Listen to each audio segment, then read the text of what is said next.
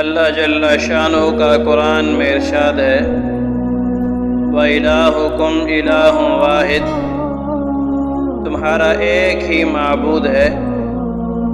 اور انبیاء نے آ کر یہی کہا یا قوم اعبدوا اللہ ما لکم من الہ غیرہ، اے ہماری قوم ایک اکیلے اللہ کی عبادت کرو، اس کے علاوہ تمہارا کوئی معبود نہیں۔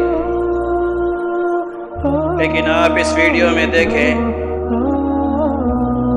کہ اسلام کا دعویٰ کرنے والے خود ہی غیر اللہ کی تعظیم میں اتنے بڑھ گئے کہ قرآنی تعلیمات اور محمد صلی اللہ علیہ وسلم کی سیرت کو ہی بھول گئے۔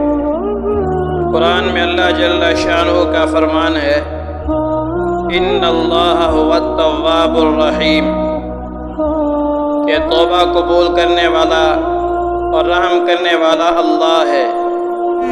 یا غوث اعظم، آج آپ کے عرس کی رات ہے، آپ کے مرید، آپ کے فقیر دور سے آئے ہیں۔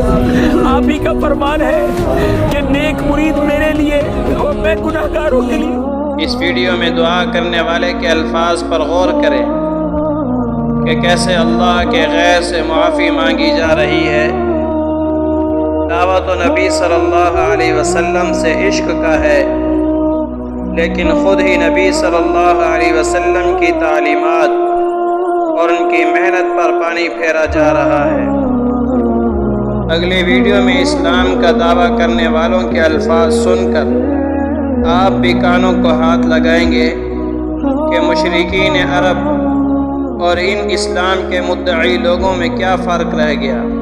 بھارت صاحب کے ثبوت پہ چادر پیش کی جائے، یہ بڑے ہم سب مسلمان بھائیوں نے بڑے پیار محبت اخلاق سے کہ یہ جو کوئی نہیں کرتا، ہم نے سوچا کہ بھائی ہم یہ سال سے چالو کریں اور لگاتار اگر اللہ نے چاہا انشاءاللہ آگے ہر سال ہم لوگ ایسے بڑے سے بڑی تعداد، مطلب ہر سال جو چادر بڑھتے ہیں۔ مسلمان تو ایک ہی اللہ کو اپنا معبود اور مشکل کشا جانتے ہیں۔